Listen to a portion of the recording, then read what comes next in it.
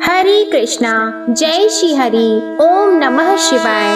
आप सभी का दिन शुभ और मंगलमय हो और भगवान राधे कृष्णा की कृपा आप सभी पर सदा बनी रहे। आज आप सुनने वाले हैं मार्गशीर्ष मास महात्म्य का अध्याय 7। इससे पहले के अध्याय में आपने सुना था पुण्यक व्रत के बारे में, जो व्रत भगवान शिव ने माता पार्वती से करने के लिए कहा था। आज के अध्याय में आप जानेंगे कि पुण्यक व्रत क्या होता है, पुण्यक व्रत में किन किन सामग्रियों की आवश्यकता होती है, पुण्यक व्रत की विधि और इस व्रत के फलों की प्राप्ति का वर्णन। श्री नारायण मुनि नारद जी से कहते हैं, हे नारद, पुण्यक व्रत का विधान सुनकर पार्वती का मन प्रसन्न हो गया। इसके बाद उन्होंने व्रत की संपूर्ण विधि के विषय में प्रश्न करना आरंभ किया। पार्वती बोली, हे नाथ, आप वेद वेदताओं में श्रेष्ठ, करुणा के सागर तथा परात्पर हैं। दीन बंधो, इस व्रत का सारा विधान मुझे बताइए। प्रभु, कौन कौन से द्रव्य और फल इस व्रत में उपयोगी होते हैं, इसका समय क्या है, किस नियम का पालन करना पड़ता है, इसमें आहार का क्या विधान है और इसका क्या फल होता है, यह सब मुझ विनम्र सेविका से वर्णन कीजिए। साथ ही एक उत्तम पुरोहित, पुष्प एकत्रित करने के लिए ब्राह्मण और सामग्री जुटाने के लिए भृत्यों को भी नियुक्त कर दीजिए। इनके अतिरिक्त और भी जो व्रत उपयोगी वस्तुएं हैं जिन्हें मैं नहीं जानती हूँ, वह सब भी एकत्र करा दीजिए, क्योंकि स्त्रियों के लिए स्वामी ही सब कुछ प्रदान करने वाला होता है। स्त्रियों की 3 अवस्थाएं होती हैं, कौमार, युवा और वृद्ध।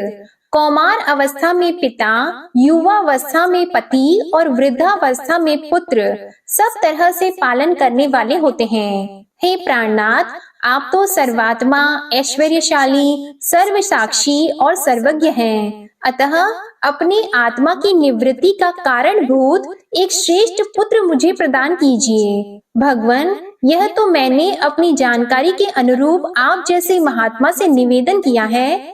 आप तो सबके आंतरिक अभिप्राय के ज्ञाता और परम ज्ञानी हैं। भला मैं आपको क्या समझा सकती हूँ? यो कहकर पार्वती ने प्रेम पूर्वक अपने पतिदेव के चरणों में माथा टेक दिया। तब कृपा सिंधु भगवान शिव कहने को उद्यत हुए। श्री महादेव जी ने कहा, देवी, मैं इस व्रत की विधि, नियम, फल और व्रत उपयोगी द्रव्यों तथा फलों का वर्णन करता हूँ, सुनो। इस व्रत के हेतु मैं फल पुष्प लाने के लिए 100 शुद्ध ब्राह्मणों को, सामग्री जुटाने के निमित्त 100 भृत्यों और बहुसंख्यक दासियों को तथा पुरोहित के स्थान पर सनत कुमार को, जो संपूर्ण व्रतों की विधि के ज्ञाता, वेद वेदांत के पारंगत विद्वान, हरि भक्तों में सर्वश्रेष्ठ, सर्वज्ञ, उत्तम ज्ञानी और मेरे ही समान है, उन्हें नियुक्त करता हूँ। तुम इन्हें ग्रहण करो। देवी, शुद्ध समय आने पर परम नियम पूर्वक व्रत का अनुष्ठान करना चाहिए। प्रिय, माघ मास की शुक्ल त्रयोदशी के दिन इस व्रत का आरंभ शुभ होता है। उत्तम व्रती को चाहिए कि वह व्रत आरंभ के पूर्व दिन उपवास करे और शरीर को अत्यंत निर्मल करके यत्न पूर्वक वस्त्र को धोकर स्वच्छ कर ले। फिर दूसरे दिन अरुणोदय वेला में अर्थात सूर्योदय में शैया से उठ जाए और मुख को शुद्ध करके निर्मल जल में स्नान करे। इसके बाद हरि स्मरण पूर्वक आचमन करके पवित्र हो जाए। फिर भक्ति सहित श्री हरि को अर्घ देकर शीघ्र ही घर लौट आए। वहां धुली हुई धोती और चादर धारण करके पवित्र आसन पर बैठे। फिर आचमन और तिलक करके अपना नित्य कर्म समाप्त करे। इसके बाद पहले प्रयत्न पूर्वक पुरोहित का वरण करके स्वस्ति वाचन पूर्वक कलश स्थापन करे। फिर वेद विहित संकल्प करके इस व्रत का अनुष्ठान आरंभ करें। इसके बाद सौंदर्य, नेत्र दीप्ति, विविध अंगों के सौंदर्य, पति सौभाग्य आदि के लिए विभिन्न वस्तुओं के संख्या सहित समर्पण करने की बात कहकर शंकर जी पुनः बोले, देवी, पुत्र प्राप्ति के लिए कुष्मांड, नारियल, जंबीर तथा श्रीफल, इन फलों को श्री हरि के अर्पण करना चाहिए। असंख्य जन्म पर्यंत स्वामी के धन की वृद्धि के निमित्त यत्न पूर्वक श्री कृष्ण को 1,00,000 रतेंद्र साल समर्पित करना चाहिए। व्रती को चाहिए कि व्रत काल में संपत्ति की वृद्धि के लिए झांझ, मजीरा आदि नाना प्रकार के उत्तम बाजे बजाकर श्री हरि को सुनाए। स्वामी की भोग वृद्धि के लिए भक्ति पूर्वक श्री हरि को मनोहर खीर और शक्कर युक्त घी तथा पूरी का भोग प्रदान करे। हरि भक्ति की विशेष उन्नति के लिए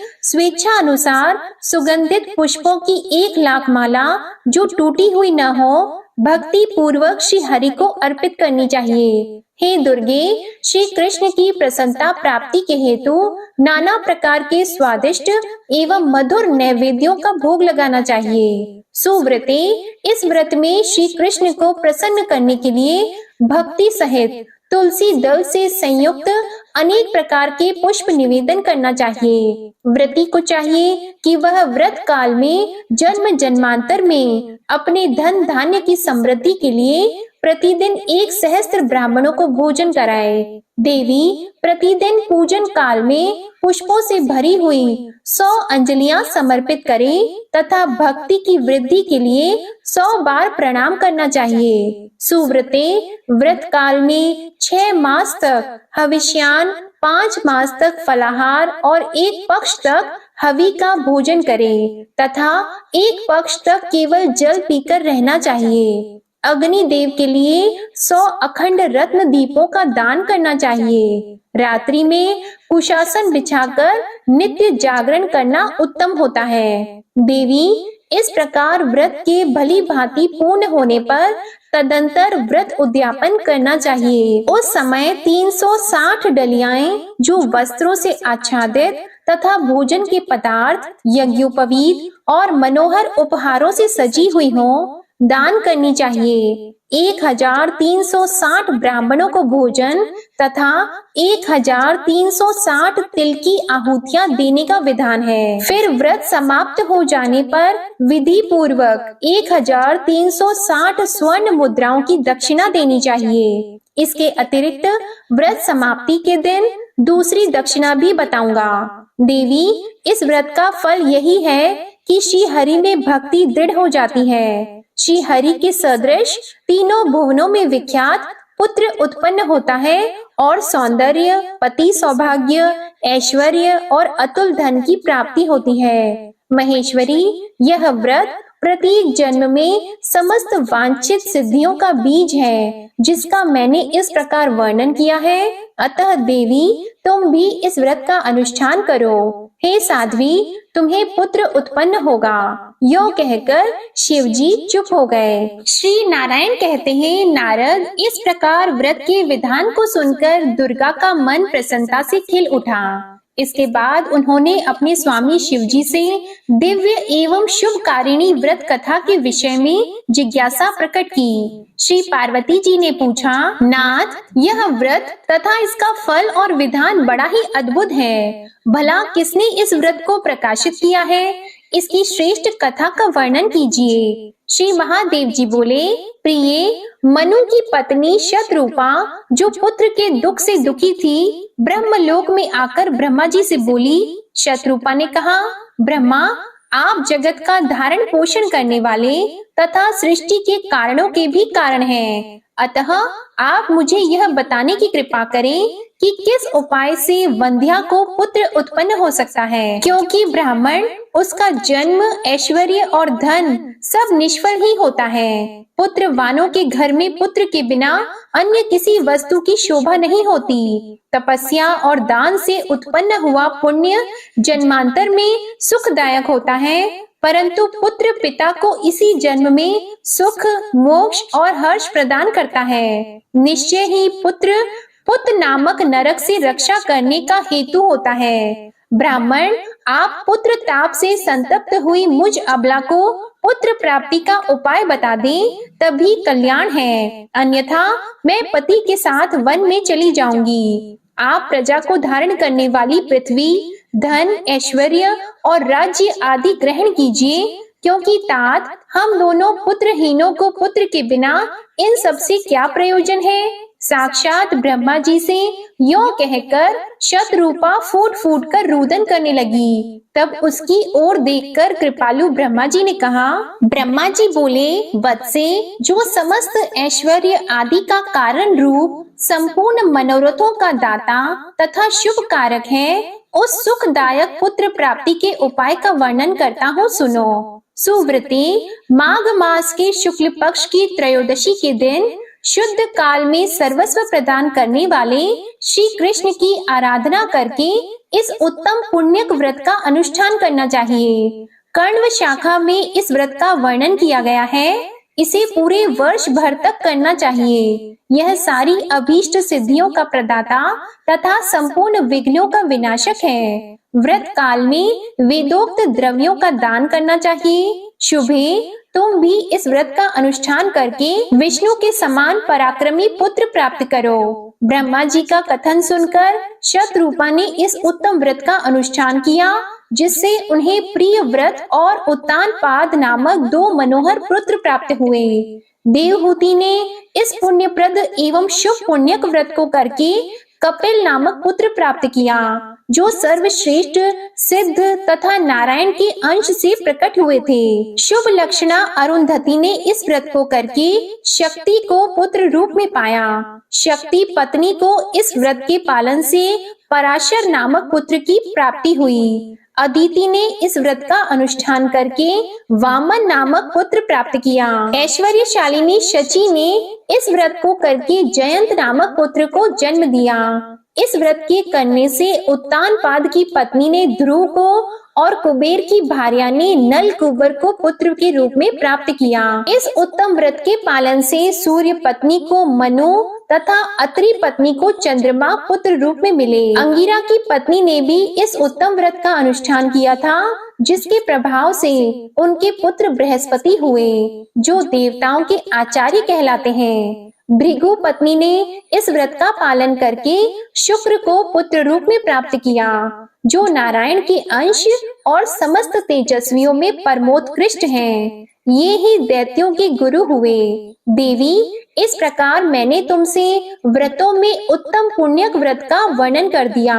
कल्याणमयी गिरिराज नंदिनी, तुम भी इस व्रत को करो। शुभे, यह व्रत राजेंद्र पत्नियों के लिए सुख साध्य है, देवियों के लिए सुखप्रद है और साध्वी नारियों के लिए तो यह प्राणों से भी बढ़कर प्रिय है। महासाध्वी, इस व्रत के प्रभाव से संपूर्ण देवताओं के ईश्वर स्वयं गोपांगनेश्वर श्री कृष्ण तुम्हारे पुत्र होंगे। नारद यो कहकर शंकर जी चुप हो गए। तत्पश्चात परम प्रसन्न हुई पार्वती देवी ने शंकर जी की आज्ञा से उस व्रत का अनुष्ठान किया। इस प्रकार मैंने तुमसे गणेश जी के जन्म का कारण, जो सुखदायक, मोक्षप्रद और सार रूप है, उसका वर्णन कर दिया।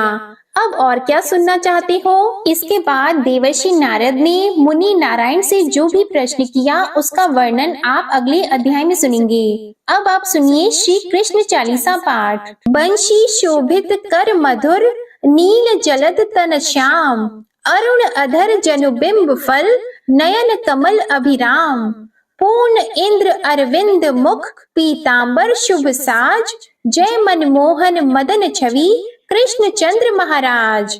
जय यदुनंदन जय जगवंदन, जय वसुदेव देवकी नंदन, जय यशोदा सुत नंद दुलारे, जय प्रभु भक्तन के द्रुग तारे, जय नट नागर नाग नथैया, कृष्ण कन्हैया धेनु चरैया, पुनि नख पर प्रभु गिरिवर धारो, आओ दीनन कष्ट निवारो, वंशी मधुर अधर धरि टेरो, होवे पूर्ण विनय यह मेरो, आओ हरि पुनि माखन चाखो, आज लाज भारत की राखो, गोल कपोल चिबुक अरुणारी, मृदु मुस्कान मोहिनी डारी, राजित राजीव नयन विशाला, मोर मुकुट वैजंती माला, कुंडल श्रवण पीतपट आछे, कटी किंकिणी काचनि काछे, नील जलज सुंदर तनु सोहे, छवि लखी सुर नर मुनि मन मोहे, मस्तक तिलक अलक घुंघराले, आओ कृष्ण बांसुरी वाले, करि पय पान पुत नहीं तारियो, अका बका का गासुर मारियो, मधुवन जलत अगिन तब ज्वाला, भय शीतल लखतहि नंद लाला, सुरपति जब ब्रज चढ़ साई, मूसर धार वारी वर्षाई, लगत लगत व्रज चहन बहायो, गोवर्धन नख धारी बचायो, लखी यशोदा मन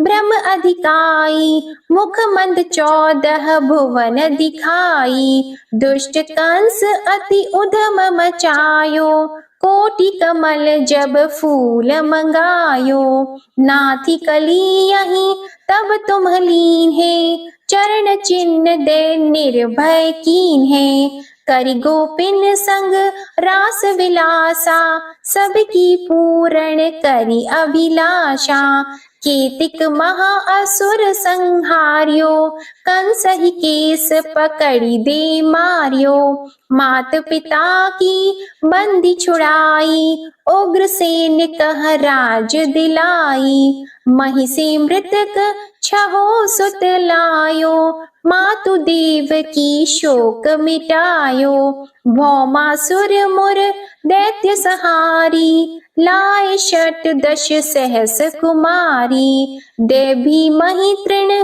चीर सहारा, जरा सिंधु राक्षस कहि मारा, असुर बकासुर आदिक मारियो, भक्तन के तब कष्ट निवार्यो, दीन सुदामा की दुख टारियो, तंदुल 3 मूठ मुख डारियो।